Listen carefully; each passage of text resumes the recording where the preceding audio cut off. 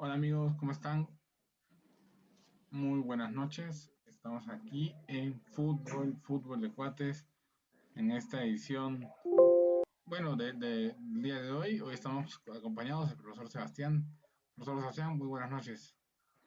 ¿Cómo estás, Paulo? Muy buenas noches a toda la audiencia. ¿Cómo has estado? Bien, profe, todo bien, excelente. Y bueno, el día de hoy, antes de iniciar, ya saben, este programa es patrocinado por Motorola y por Nokia, por su línea de accesorios. Bueno, como vemos aquí, ya saben, los audífonos entre bocinas, muchos productos más. Y bueno, el día de hoy vamos a hablar de el fútbol moderno, ¿no? La extinción del jugador creativo, ¿por qué no decirlo? De un Messi. Tal cual. Justo, mira, el tema que vamos a desarrollar, como lo mencionabas, Paulo, esto del fútbol moderno, un debate, ¿no? Que si se está extinguiendo el jugador creativo. Un poco lo que estamos viendo en el fútbol actual, en lo que es no solamente en etapas profesionales, sino en edades juveniles e infantiles, ¿no? Lo que está pasando en el fútbol moderno, yo lo que hago es englobar todo, ¿no? Principalmente lo que es Latinoamérica, abarcando todos los países de habla hispana, incluyendo a Brasil también. Lo que está pasando hoy, esto es un poco la experiencia que me ha tocado vivir por Sudamérica, hoy en México, y es un poco todo lo que está pasando, ¿no? Creo que sí está quedando un poco extinto el jugador creativo por diversos emergentes, ¿no? Un poco acá, Paulo, igual me gustaría tu opinión, tus preguntas y la gente que vaya participando también, ¿no? El principal punto de que creo que está padeciendo esta situación en el fútbol es la situación social y económica que está atravesando toda la región, ¿no? Creo que es igual en todo el mundo. El tema este de que antiguamente, si ustedes se acuerdan, en edades tempranas, cuando uno era infante, su madre o su padre no escribían en una escuela de fútbol, que hoy sigue pasando, eh, pero antiguamente lo que pasaba era que los chicos jugaban más tiempo en la calle, ¿no? El hecho de jugar en la calle, en la vereda, patear cualquier objeto, sea redondo o no, pasar mucho tiempo en la calle, que no había tanto parque automotor, no había tanta inseguridad.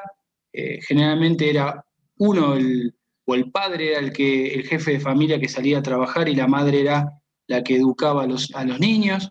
Entonces, todos estos factores antiguamente lo que hacía que el chico tuviera un desarrollo, una psicomotricidad más avanzada y por ahí de manera empírica. O sea, uno se trepaba a un árbol, reptaba, cualquier tipo de juego doméstico en casa o en la calle con sus amigos, generaba esto que estábamos hablando, ¿no? La creatividad desde el juego.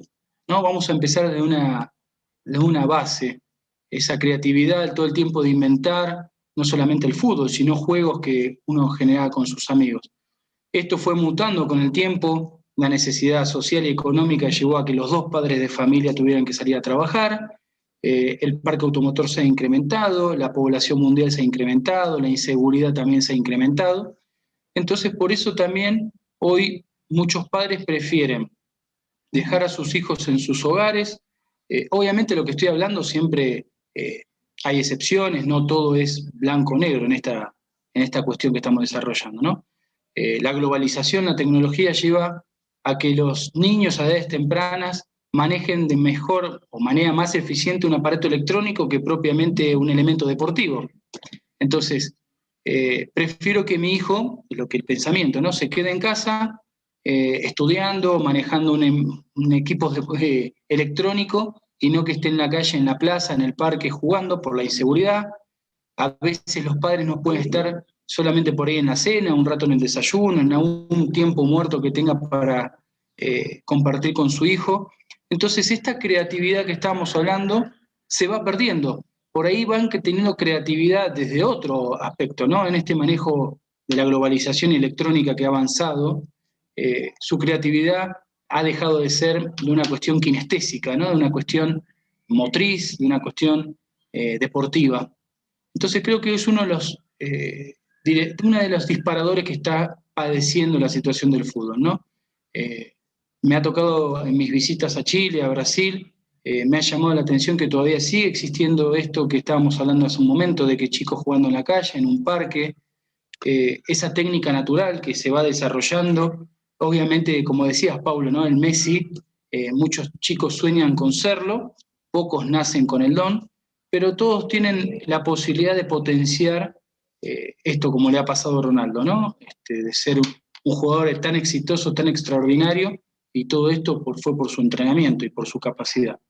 Pero el punto no es ese, ¿no? Sino la creatividad en sí.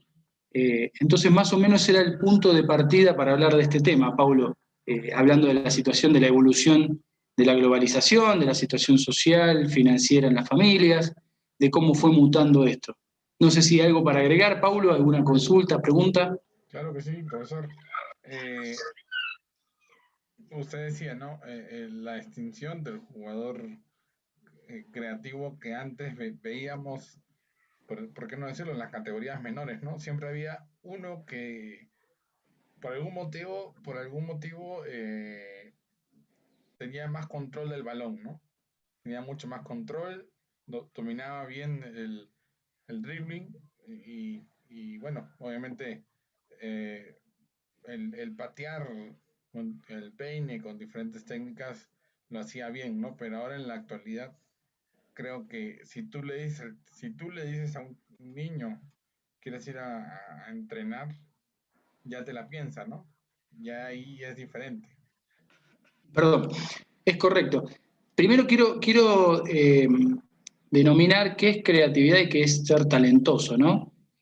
Denominarlo muy fácilmente, creatividad es todo el tiempo visualizar, lo hemos hablado en otros programas, esto del pensamiento abstracto, ¿no? Quería denominar la extinción del jugador creativo es que por ahí le falta visualizar o tener un mapa mental distinto al otro punto que iba a saltar, a lo que está pasando en el fútbol actual, de que los entrenadores todo el tiempo le dicen qué tiene que hacer un jugador de fútbol, independientemente de su edad. La diferencia entre el creativo y el talentoso, el creativo todo el tiempo está visualizando una distinta alternativa, una posibilidad diferente, una, dos, 10, 1000, las que fuere. El talentoso propiamente es el que de una manera técnica marca una diferencia con respecto al resto. Generalmente el talentoso por ahí es el que maneja los tiempos y el juego propiamente de un equipo, y el creativo es propiamente cualquier posición de campo, cualquier futbolista.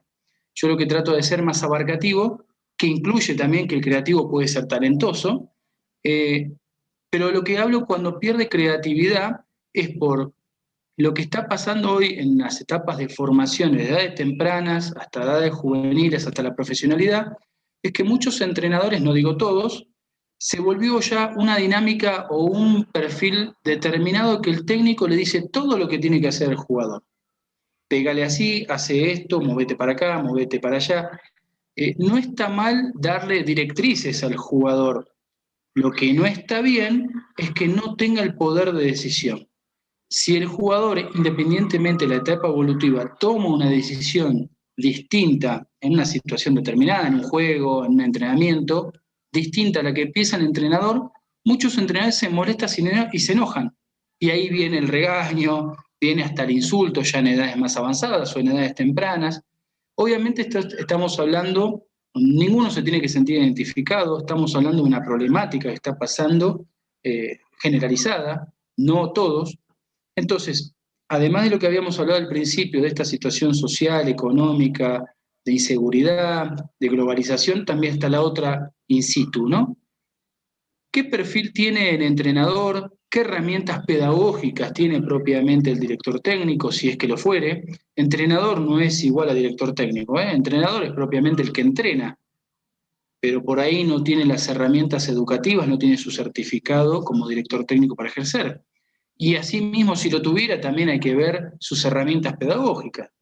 Lo hemos hablado en muchos programas esto, Paulo, en el tema del desarrollo cognitivo, el tema de las estructuras mentales, de las planificaciones deportivas. Todos los programas que hemos hecho llevan a esta misma temática, ¿no? Que se está cortando la creatividad en el jugador. A veces, por ahí propiamente, de manera directa o indirecta, si el jugador hace algo fuera de lo planificado o algo fuera de lo indicado, el entrenador se puede llegar hasta enojar. A veces puede ser un síntoma de inseguridad, de debilidad, porque la exposición de que si yo di una orden y un jugador contrarresta esa orden, quedo expuesto. Entonces, ahí se vuelve una cuestión también de egos, de orgullo, de conocimientos, de cómo me van a cuestionar si yo jugué, yo gané, yo dirigí. Ahí empiezan todos estos cuestionamientos que están pasando en la actualidad. Creo que son pocos los técnicos que están entendiendo, por lo menos en etapas profesionales, que le dan esa libertad de creatividad, como pasa con un Guardiola, como pasa con un Gallardo, pasa con algunos técnicos que tienen ya un staff mucho más amplio, donde los cuerpos técnicos no es solamente el director técnico, tienen psicólogos, tienen analistas, tienen esto de que también como desarrollo cognitivo, tienen estas terapeutas que le dan más herramientas al jugador en la toma de decisiones, en el mejor tema de respiración, a veces la respiración también nos juega una mala pasada. Entonces, son muchos disparadores desde edades tempranas hasta el profesionalismo que se está cortando la creatividad. El entrenamiento automatizado, todo el tiempo el decir de una manera reiterada y automatizada también le corta la creatividad. Imagínate que el fútbol es un deporte abierto y tiene infinidad de variables y uno como entrenador, ¿cuántas variables le podés entregar en una situación de juego? Algunas.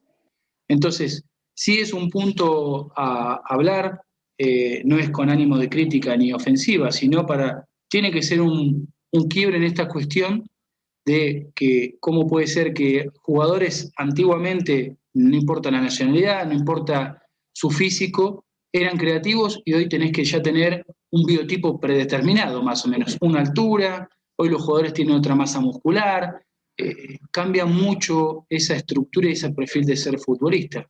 Entonces creo que ya dejó de ser un juego, ya se volvió ya como algo mucho más elitista, no muchos, o sea, en edades tempranas lo puede practicar cualquiera, pero se volvió muy selectivo, y antes el fútbol no era tan selectivo.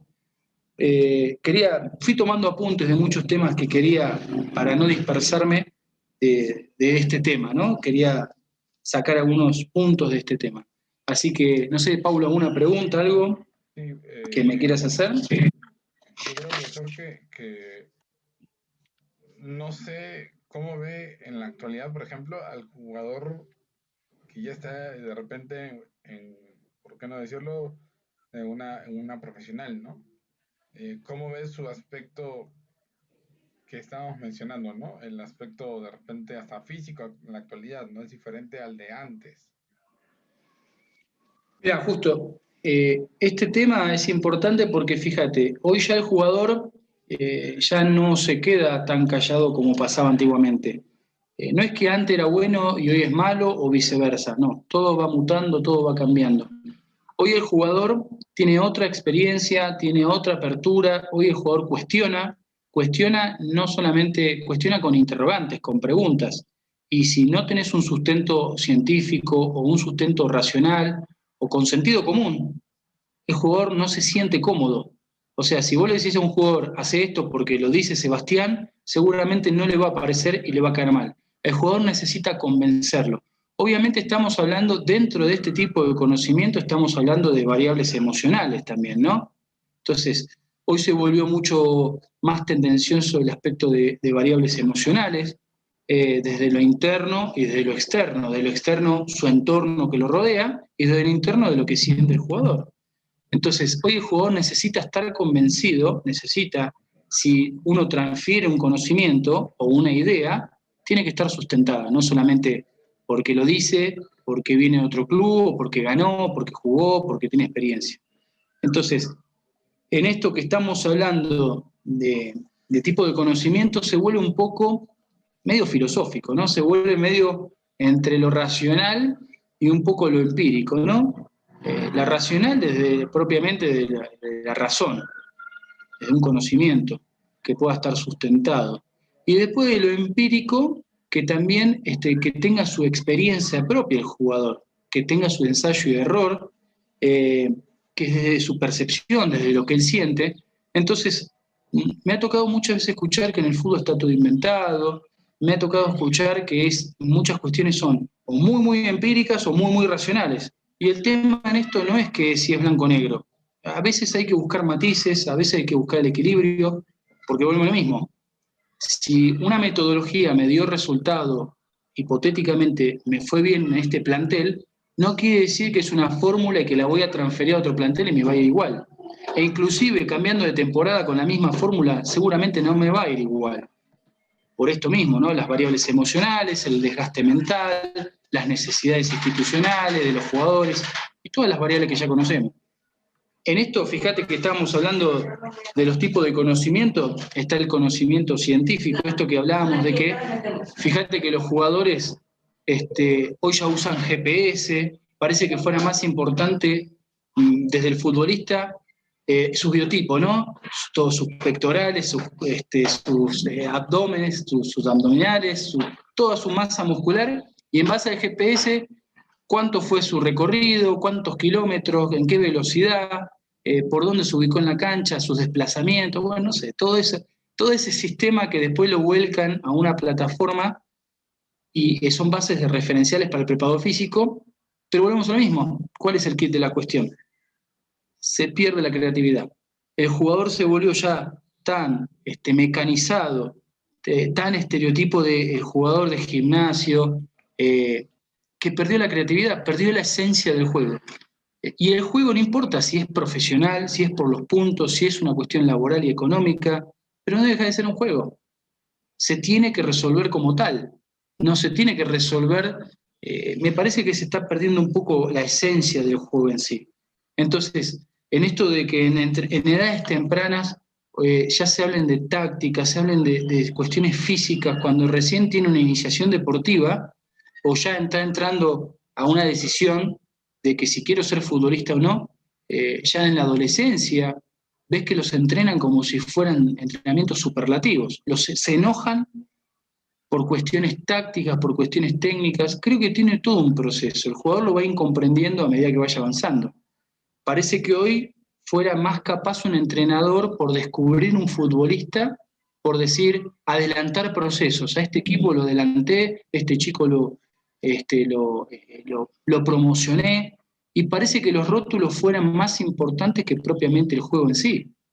La creatividad la vamos a tener toda nuestra vida. Obviamente todo sufre un desgaste, nuestro cuerpo, nuestra mente se va envejeciendo, pero parece que la obsesión es el resultado deportivo, la preparación física, los GPS, parece que los sistemas tácticos hoy tomaron tanta envergadura de que parece que fuera más inteligente o más capaz un entrenador que te hable de sistemas que propiamente te hablen de formación. Y en la formación también está la educación y la creatividad. Entonces, por eso también en este tipo de conocimiento científico que habla todo sobre sustentos, esto que hablábamos recién, de cómo se recupera, de su alimentación, de su descanso, que sí está importante, es buenísimo, no digo que esté mal, pero quedó completamente fuera de contexto la esencia del juego en sí. El jugador que tenga la libertad de creatividad, que no sienta que todo el tiempo está digitalizada su vida. Esto lo hemos hablado en otros programas, en el SOS, Soy futbolista que hay después, es que uno de los puntos de la creatividad pasa que cuando está coartada, pasa que el jugador cuando se retira ya no sabe qué hacer, independientemente de la edad de su retiro, independientemente cuál sea la cuestión de su retiro, la edad, y si fue conocido o no conocido, si su situación financiera, no importa. Pero no saben qué hacer. ¿Por qué? Porque todo el tiempo, todos los días le dijeron qué tiene que hacer. Entonces, cuando se retira el jugador no sabe qué hacer. Todo el tiempo que te digan lo que tenés que hacer ya se vuelve como mecanizado. Entonces te volvés una persona dependiente. Fíjate qué absurdo, ¿no? Desde hablar de un juego, desde inventar una situación predeterminada, hasta tomar una decisión el día de mañana qué voy a hacer con mi vida, pero es un efecto dominó, una situación acarrea a la otra. Entonces por eso no son detalles menores en esto cuando estamos frente. El contenido es importante, pero también la direccionalidad del contenido, ¿no? Entonces, hay que ser muy cuidadoso con eso, en qué tipo de educación le vamos a dar al futbolista. Paulo, perdón que Sí, me lo que extendí. pasa es que, como usted dice, ¿no? Hay que darle una buena educación desde menores, ¿no? En Sí, este caso, desde menores para que vean cómo es. De repente muchos chicos solamente van por el partido, no van por el entrenamiento realmente. Los niños, te hablo, ¿no? De un niño, por más que lo hagas entrenar lo que quiere es jugar, ¿no? Tocar el balón, como se le dice. Claro, pero fíjate, mira, por eso hablo de la esencia del juego. Y obviamente en edades avanzadas del profesionalismo va por decantación que necesito un entrenamiento. Claro, Pero si yo, está todo invertido, porque si yo lo quiero entrenar de manera profesional a una edad prematura, he escuchado y he visto 1000 casos de chicos que no quieren jugar más al fútbol porque se saturaron. Porque la persona que estaba al frente de ese grupo me han llamado y me decían, Seba, pasó esta situación. Claro, y vos ves el entrenamiento, no está mal el entrenamiento, pero no es acorde a la etapa evolutiva. El chico lo que quiere jugar es jugar en edades tempranas. Esto es lo que se denomina en edades tempranas, es el juego en racimo. Chicos de 4 o 5 años, si vos le tirás la pelota, así a rodar por el campo, ¿qué hacen? Van todos corriendo atrás de la pelota. No entienden lo que es el juego asociado ni colectivo. Ellos quieren jugar, es el elemento y yo. Punto, no hay más. Entonces, de manera paulatina y progresiva, desde el juego en sí, podés buscar 1000 variantes de que no pierdan atracción por el juego y lo podés ir derivando o encauzando hacia un deporte, hacia lo que es un juego asociado y colectivo, hacia después más adelante que es un juego reglado, que hay un compañerismo, por eso es asociado y colectivo. Entonces, pero yo ya me vuelvo loco en edades tempranas o en edades ya infantiles, 7, 8, 10 años, donde ya te hablan de táctica, o de sistemas tácticos, mejor dicho. Y al padre le va a parecer interesante o al chico le va a parecer atractivo y dice, yo quiero jugar al fútbol. Pero en edades, en edades infantiles de 7 a 10 años, hablar de sistemas tácticos es muy delicado. Podés hablar de una organización de tiempo y espacio, dónde ubicar a un chico, pero no podés hablar de que este juega de delantero, este juega de defensor. Los podés ubicar hasta que el chico se sienta identificado medianamente con una posición, que ahí después empieza una cuestión, ¿no? Porque después te hablan de que tal o cual jugador juega de defensor, de lateral, de volante, pero vos cómo identificás, ahí es donde está, muchas veces se equivocan, cómo identificás en qué posición puede jugar un chico en edades infantiles para entrar a la preadolescencia, porque este es gordito, este es flaquito, este es alto, este es bajo, lo ubico acá, allá, son falsos prejuicios. Vos te vas a ir dando cuenta con juegos si el chico tiene, muchas veces es introvertido, si es extrovertido, si a veces tiene una ubicación más defensiva o más retraída o más ofensiva y le gusta más. Entonces, pequeños juegos disparadores te vas dando cuenta que en qué hipotéticamente posición de campo puede ocupar, pero eso no te garantiza nada. Después podía ir haciendo juegos por espacios, por cuadrantes, donde el chico se puede sentir más cómodo. Esto nunca se tiene que perder el aspecto lúdico ni recreativo, e inclusive en edades avanzadas. Eh, yo creo que el juego no deja de ser juego y todos tenemos un chico adentro. Que a veces tengamos la pena o a veces la vergüenza, que la exposición, de que no me gusta mostrarme o que por ahí qué vergüenza, qué van a pensar, son sugestiones. Pero un plantel profesional lo podés a poner un juego y los muchachos se enganchan y se divierten. He visto jugadores profesionales de equipos de elite y me ha tocado trabajar con jugadores donde buscas un juego, juego de infantil, y los hombres se entretienen y terminan siendo chicos o tan chicos como los chicos. El tema es buscarle la direccionalidad y cuál es el objetivo. Entonces, la esencia del juego no se negocia. Y en eso, ¿dónde nace la creatividad? En el juego. A veces no hace falta un juego reglado, con que tenga algunas estructuras mínimas para que no haya accidentes, que no haya golpes, que sea equitativo, que sea integral, buscar esos objetivos, pero no hace falta ponerle tiempo, ni goles, ni tantos. A veces uno puede jugar para que el juego sea un distractor, pero propiamente el objetivo fundamental es no que sea tan reglado, porque las reglas ya las tenés en el deporte en sí, entonces se vuelve otra vez lo mismo. Lo que tratás es de desestructurarte para potenciar esa creatividad. Entonces, cuando pones poquitas directrices dentro de un juego, el chico puede soltarse con total libertad, porque está todo el tiempo atado. Se siente atado en la casa, se siente atado en la escuela, se siente atado en el fútbol. ¿Cuándo lo soltamos? Por eso es a veces decimos, qué travieso que es eso. Claro, necesita soltar esa energía, esa pasión que tiene adentro, y si es travieso, si es inquieto, porque está saludable, eso es lo mejor de todo, ¿no? Entonces, qué mejor que en esa actividad o hiperactividad el chico pueda exponer esa creatividad. A veces quedamos sorprendidos de toma de decisiones o de ejecuciones pensando que no la puede demostrar tal o cual chico, tal o cual joven. Pero le dimos la oportunidad en algún momento. Si todo el tiempo le estamos diciendo lo que tiene que hacer. Entonces, es eso, Pablo, un poco el tema, por qué está pasando, que creo que sí estamos perdiendo un poco esa esencia de perder el jugador, el talentoso no tanto, sino la creatividad en el juego. Correcto, sí, profesor, creo que en la actualidad se está perdiendo justamente eso. Incluso a nivel profesional, hay entrenadores que no voltean a ver a los chicos, ¿no? De repente un chico de 16 años, 17 años, por poner un caso, ¿no? Que sean chicos de esa edad, ¿no? 18 años, que no voltea a ver porque de repente es creativo, pero dice, no, todavía no, aguántalo un poco más, ¿no? Entonces, eso sucede, a veces el chico se frustra por ese tipo de situaciones. Tal cual. Lo que pasa, esto ya va para atrás y tiene que tener una concatenación, el hilo conductor de trabajo, ¿no? Desde un plantel profesional, pasando por sus divisiones inferiores, divisiones juveniles o fuerzas básicas hasta infantiles, tiene que haber un denominador común, ¿no? Un eje, obviamente respetando las etapas evolutivas, porque ahí empieza la cuestión, a veces uno dice adelantar procesos. Se toma como que todo el grupo tiene, a veces por ahí encontrás excepciones, por ahí, y también si encontrás esas excepciones, también hay que ver si está preparado psicológicamente, fisiológicamente, anatómicamente. Hay jugadores que por ahí sí, y hay jugadores que por ahí tienen el talento, pero todavía lo tenés que llevar. Está pasando muy frecuente en River, de Argentina, que lo está haciendo muy bien Marcelo Gallardo.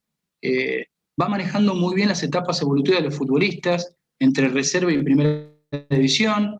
Y fíjate que hoy por hoy River es una cantera de sacar jugadores en todas las posiciones. Entonces no es ni un Sí, factor de suerte, ni un factor aleatorio. como Ujú. que, no sé, bueno, por poner el caso de River, no sé, sacas a Pinola o a Montiel y pones a que tienes ahí ya para jugar, listo, preparado Tal cual. para entrar. Y si querés ir al parte de resultados deportivos, no hace falta ser River, porque lo está haciendo Vélez Sarsfield, lo está haciendo Lanús. Lanús llegó Lanús a la igual. final de la Copa Sudamericana, fue subcampeón de la Copa Sudamericana hace unos meses atrás. Entonces, vos me vas a decir, River tiene infraestructura y economía. Lanús no tiene la infraestructura y economía que tiene River. Sí están saneadas las finanzas y tiene una estructura muy buena, pero pasa más por tener directrices claras, perfiles de los entrenadores según la categoría, no obsesionarse con un resultado deportivo.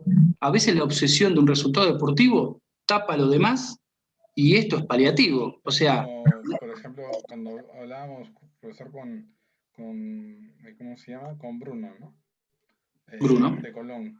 Creo que está en primer lugar, ¿verdad? Está en primer lugar su es plantel, correcto. pero ellos, si se da cuenta, ellos no miran de repente mucho el resultado, ¿no? Están mirando más lo que están haciendo dentro, todo lo que viene día a día, ¿no? Tal cual. Y un poco, mira, justo, el título no va solamente, en realidad sí, tiene una doble connotación, ¿no? Porque dice el fútbol moderno si se está extinguiendo el jugador creativo. Yo considero no solamente jugador al jugador de campo, lo considero también al directivo, que es un jugador nada más que de pantalón largo, un jugador administrativo. En realidad quería llegar a ese punto que esto del fútbol moderno no, limita la creatividad también a los directivos, ¿no? Es como A Cruz veces Azul, como Cruz en el Azul. afán de, claro, de buscar un resultado deportivo, corta la creatividad. Yo denomino al jugador como una metáfora, ¿no? O sea, literal y metafóricamente. El jugador de campo literalmente y metafóricamente al directivo, al presidente, a cualquiera que tenga una funcionalidad dentro del club, corta su creatividad. A veces la obsesión de finanzas, la obsesión de lograr resultados deportivos, corta su creatividad. A veces los asesoramientos son lindas palabras, pero a veces no son congruentes. Los proyectos a corto plazo no existen. Esto es un trabajo de paciencia. El mejor ejemplo, perdón, siempre por ahí pongo a River, pero es el mejor ejemplo que se me viene a la cabeza de que por ahí malas gestiones administrativas, financieras y deportivas, lamentablemente lo pagó con un descenso en 2011. Y fíjate, en tan poco tiempo, 10 años después, buenas gestiones administrativas, financieras y deportivas, que para mí son las estructuras,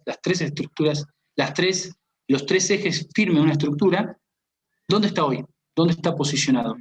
Hablar de equipos, sí, hablar de equipos europeos ya es otro plano porque ya sabemos la mega economía que manejan en Europa, pero estamos hablando de equipos más terrenales, como lo que es Latinoamérica. Entonces, ¿cómo puede ser que un equipo 10 años después regularizó todas estas situaciones y para mí es un club modelo? Yo no soy de River, para que se entienda, pero me parece... Pero viene año tras año y meses tras meses viene el mismo ritmo. No, parece que... Y si voltean a ver el 11 titular, dicen, bueno, él ya se va a retirar, bueno, ya tenemos aquí a 3 o 4 personas más que ya están listas para entrar. Y fíjate que fue una máquina de vender y promocionar futbolistas, y Gallardo lo sigue. El pasado fin de semana, un juvenil, River le ganó precisamente 3-2 a Colón. Sí. 2 goles lo hizo un juvenil. Chirotti, creo que es.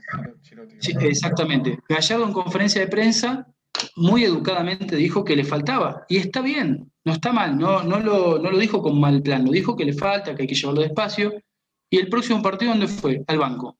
Pero no fue un castigo, hay que entender también los metamensajes, ¿no? No fue un castigo, sino al contrario, lo va llevando paulatina y progresivamente, que vea el contexto desde adentro y desde afuera de la cancha, que vea que esto es un trabajo de sacrificio, porque también el contexto, las redes sociales, los medios de comunicación también a veces confunden al futbolista, entonces tiene que tener los pies sobre la tierra.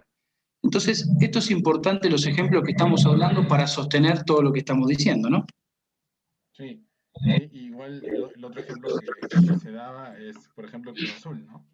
Creo que el Cruz Azul, dirigencialmente hasta deportivamente, están todos en la misma línea de querer tener un objetivo. Más allá del resultado, creo que lo están haciendo bien. Están yendo por el camino, por ejemplo, de River, ¿no? Más allá de que ganen o no Copa Libertadores, pero llegan a distancias finales, ¿no? Siempre, y ya es continuo esto. Sí, por eso en el título también está la educación del directivo, y no lo tienen que tomar como algo peyorativo. La educación es permanente y de manera siempre, o sea, es atemporal, o sea, siempre estamos aprendiendo, no es que el conocimiento tiene un tiempo. Siempre dije lo mismo, ¿no? Una cosa es adquirir un conocimiento y de manera paralela, otra cosa es una actualización. Entonces, es un paralelismo incorporar los dos conceptos, y no importa la edad que tenga y no importa la función que me toque desarrollar. Entonces, esto también de la creatividad pasa por los directivos. Y en base a la creatividad también es cómo articulás tu equipo de trabajo, qué visualizás a corto, mediano y largo plazo, denominar qué es corto, mediano y largo plazo. Y esto también baja las directrices para las edades tempranas del futbolista. ¿Qué yo quiero de mi entrenador? El entrenador, o el director técnico, mejor dicho, tiene las herramientas de campo. Bueno, yo tengo las herramientas administrativas, financieras o manejo de grupo para transmitir qué quiero, que él tiene las herramientas de campo con mi gente. Entonces, es un efecto dominó o un efecto de escalera. ¿Qué quiero de mis jugadores? Que el técnico, lo puede dar las herramientas. Entonces, ejemplos tenemos miles de lo que están pasando en el fútbol actual, de que sí se volvió muy resultadista, parece que tiene más nombre hoy el director técnico que el jugador, o el directivo que el jugador, y los que hacen el espectáculo son los futbolistas. Si no hay futbolistas, no hay espectáculo. Entonces, sí es muy importante la función del presidente, del directivo, del director técnico, pero acá los que manejan el espectáculo son los futbolistas. Entonces, para que haya un buen espectáculo, tenemos que darle las mejores herramientas a los futbolistas desde edades tempranas hasta la profesionalidad. Edades tempranas no quiere decir que todos vayan a llegar, y no es porque tengan que llegar. No tienen por qué llegar, hay que sacar también eso de que el padre quiere que sea futbolista, o lo que venden los medios de comunicación, la obsesión de tener la imagen de tal o cual futbolista, tal corte de pelo, tal botines. No está mal. Cada uno es libre de decidir como quiere, pero también es peligroso porque en base a ese metamensaje puede ser un mensaje subliminal a nuestros hijos, ¿no? Entonces, nadie le va a decir qué tiene que hacer con sus hijos. Si quiere cortarse el pelo como Neymar o quiere usar los botines de Messi, está todo su derecho, pero también puede ser un arma de doble filo a futuro, ¿no? Hay que tener mucho cuidado cómo manejar esos conceptos. Sí, sí, profesor, son conceptos que definitivamente hay que saberlos manejar. Y ahora, bueno, preguntarle al profesor sobre de repente, como usted decía, ¿no? Hay diferentes, ¿cómo se le dice? Como usted decía, hay creativo y está Talentoso. el talentoso, ¿no? Yo creo que, por ejemplo, no sé, de repente no será Messi, pero sí será un Macherano, por así decirlo, ¿no? Alguien que es talentoso, que sabe qué hacer en el momento, ¿no? Claro, bueno, obviamente después tenés el talento según sus cualidades, sus condiciones. Obviamente después sigue la subdivisión, uno imagina el talento y se le viene directamente proporcional a los jugadores que tienen más capacidad técnica eh, para resolver una situación con el balón o con la oposición. Pero a veces hay jugadores que son muy talentosos desde la ubicación táctica. Por ahí, en el caso este de Mascherano que vos mencionabas, técnicamente muchos podrán cuestionar, puede ser bueno, puede ser regular, malo, eso la decisión la tomará porque en el fútbol está todo es válido. Lo que sí tenía un talento para la ubicación del tiempo y espacio, que no es nada fácil. Creo que lo más difícil, cuando vos le enseñás a un jugador que lo más importante en el fútbol, esto es como el principio del básquet, en realidad como cualquier deporte en conjunto, ¿no? Pero digo el básquet porque es un deporte 5 versus 5, los desplazamientos son muy rápidos, tenés que atacar, eh, es al revés, esos son los que no tienen el balón. En el fútbol parece que el jugador que no tiene el balón se aburre, se dispersa o no es importante. Todo el tiempo estamos analizando, tanto de los medios de comunicación, la prensa o el técnico, o mismo el jugador dice no hice un buen partido, o porque no convertí, o porque no defendí, o porque no me dieron la pelota. Entonces muchas veces tenemos el juicio, no está equivocado, pero está incompleto. La parte completa del análisis es esto que vos mencionabas, mi posición. Ahora ya estamos hablando de la profesionalidad. ¿Qué posición, qué tiempo y espacio abarco yo? A veces es más importante ser un jugador pasivo que activo. A veces un desdoblamiento, a veces romper un apoyo de ruptura, arrastrar una mano, lo que fuere, ¿no? Le generás el espacio o generás una hipotética posición de lo que fuere, vos generando un espacio, lo que generás es un hipotético conversión o gol, pero a veces es más importante, yo digo que casi siempre es más importante el ser jugador pasivo. El activo lo que tiene es un problema, tiene el balón y el balón es un imán y atrae a la posición. Entonces, no estoy peleado con el creativo, al contrario, lo que trato es de darle son más variables o más opciones al creativo, que tenga la creatividad propia para con él mismo y el balón, para con él el balón y la oposición, y para con él el balón, la oposición y mis compañeros. Entonces, al haber tantas variables, hay más posibilidades de ganar. Entonces, esto que vos mencionabas de Mascherano, él es tiene una visualización muy clara de la posición, ¿no? Entonces, Claro, o sea, era ese también el otro tipo. alguien ¿cómo se dice? Que tiene en la mente la cancha, la visualiza toda, te la camina en vez de correr ya. Tal cual. Pero eso es lo que yo digo, el pensamiento abstracto, ¿no? La atención, la concentración, la toma de decisiones, son muchos disparadores para potenciar esto. Las hipotéticas situaciones que no existen, pero las voy a generar. De infinidad de variables que pueden existir en juego, tomo una. Trato de que sea lo más asertiva posible. De eso se trata el juego, de que haya menos posibilidades de error. Eh, Siempre vamos a encontrar, por eso el fútbol es hermoso, porque no es perfecto.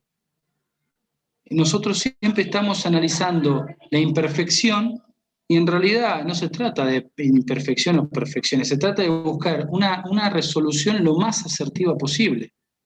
En eso está lo fascinante del juego. Imagínate, uno toma una variable en infinito, imagínate mis 21 compañeros restantes. Digo 21 compañeros porque estamos hablando de fútbol. Obviamente hay 11 que son adversarios. Pero por eso es lo fascinante del fútbol, ¿no? La infinidad de variables. Y lo estamos cortando la creatividad. Entonces, si yo no le enseño a pensar, sí es importante enseñarle a ejecutar, pero enseñarle a ejecutar una situación biomecánica.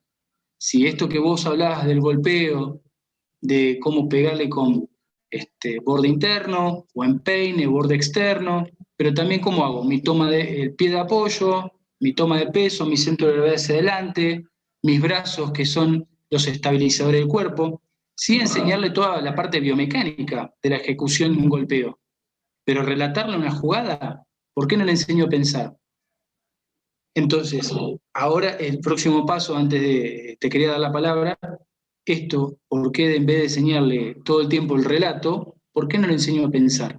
Le puedo decir, mira, podías haber tomado esta decisión y podía haber sido más asertiva o hubiese sido mejor, pero si yo me enojo porque tomaste una decisión, muchas veces los técnicos en una jugada que no salió prevista o improvisada o que salió hasta, no salió muy linda, termina siendo gol. Entonces a veces el técnico queda como diciendo, uy, me hablo, me callo.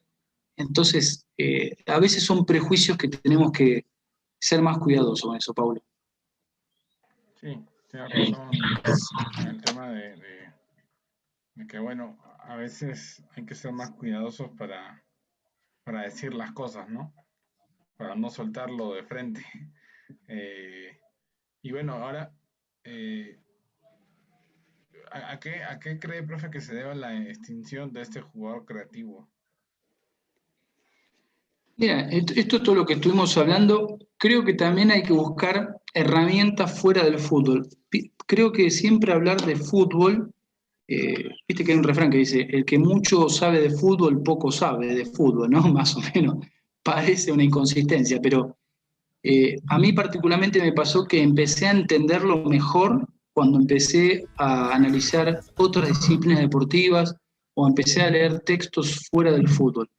Eh, a mí particularmente hace muchos años cuando estudié la carrera, eh, tenía tanto de información que pensé que sabía mucho y en realidad no sabía nada. Tenía acceso a información y no sabía el cómo, el cuándo, el para qué, o sea, las cuestiones, después lo empecé a comprender, los cuestionamientos de la carrera, cuando empecé a comprender otras disciplinas deportivas, cuando empecé a estudiar otras carreras, esto que te habla de la actualización, todo fue mutando, fue cambiando y actualizarse también es un cambio.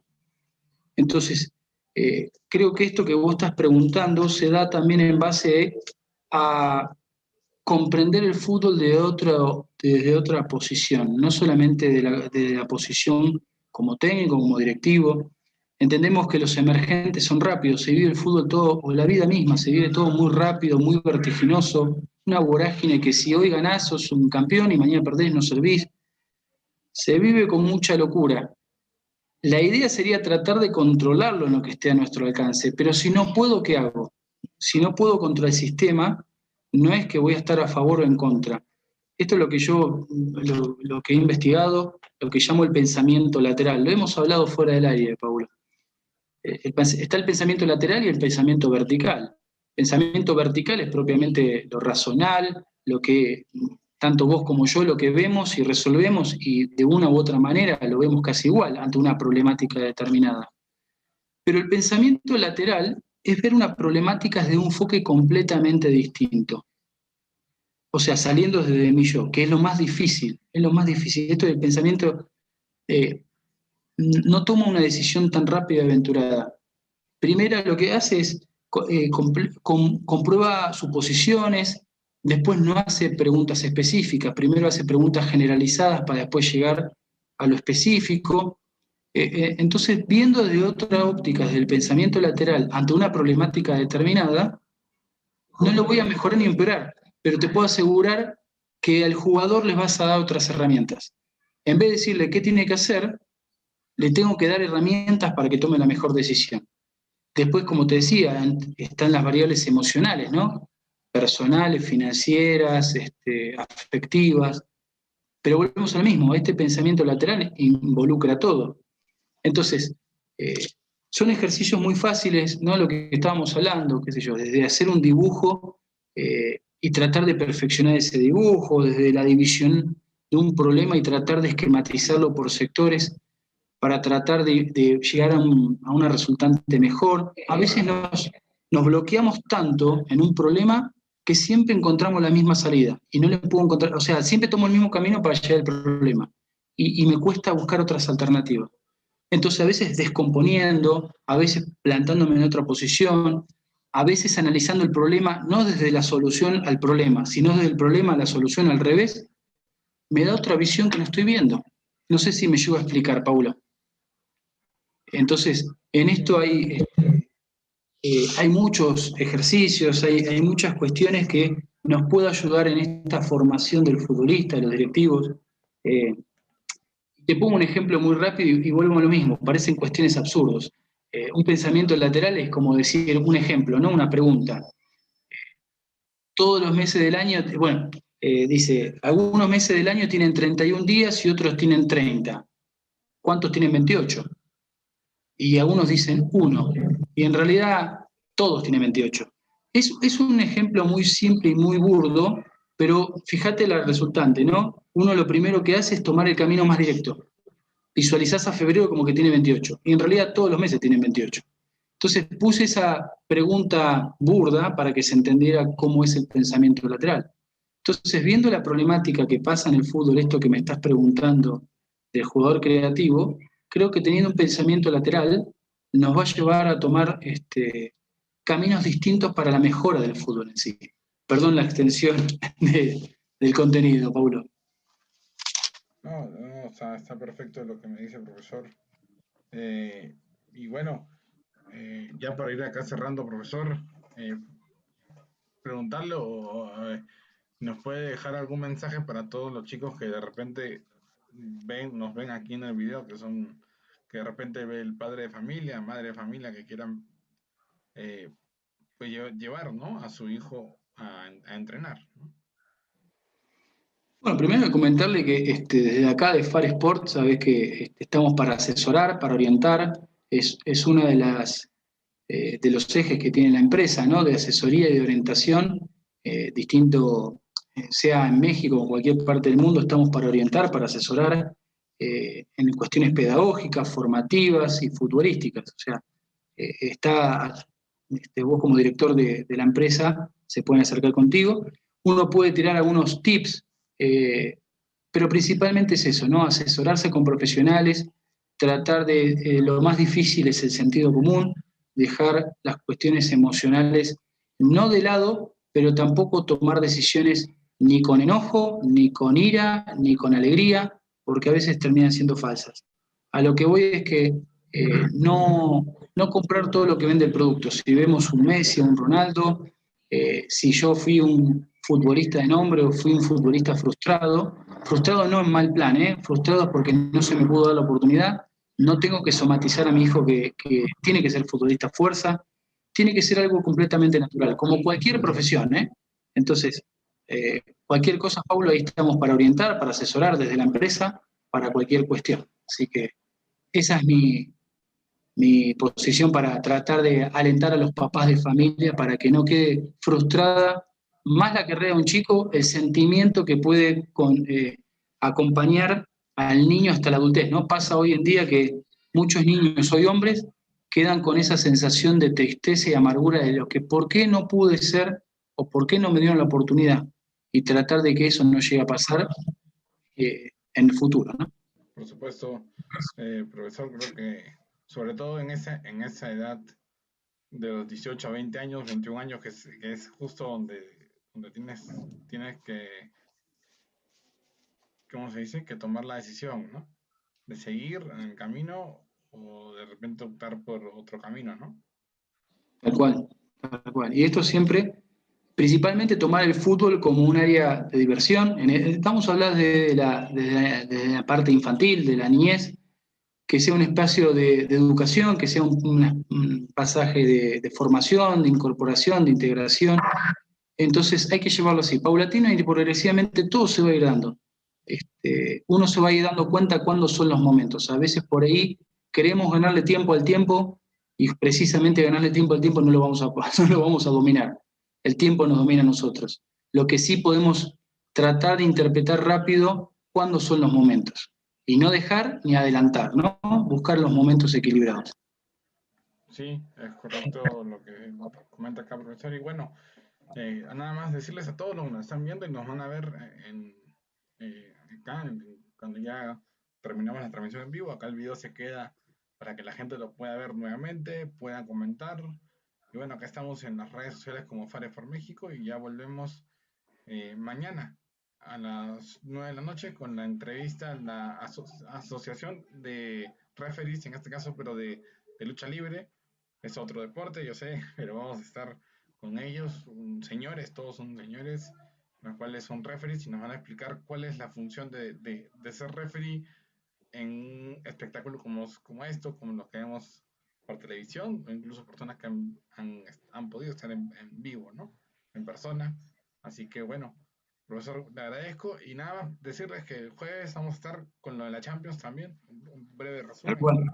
a las 3 4 de la tarde, ahí vamos a confirmar bien la hora ya en redes sociales, pero sí mencionar eso para que la gente esté atenta. A esa hora vamos a estar por el canal de YouTube, así que bueno, profesor, le agradezco. Muchísimas gracias, Pablo. La verdad que felicitaciones por el programa. Muchísimas gracias a la gente que nos acompañó. Así que nos estamos viendo en la próxima. Muchísimas gracias, ¿eh? Que tengan todos buenas noches. Gracias, profesor. Y bueno, ya saben, denle like, suscríbanse al canal de YouTube, que es muy importante para nosotros el elevar en suscriptores. Así que gracias, le agradecemos. Buenas noches. Buenas noches.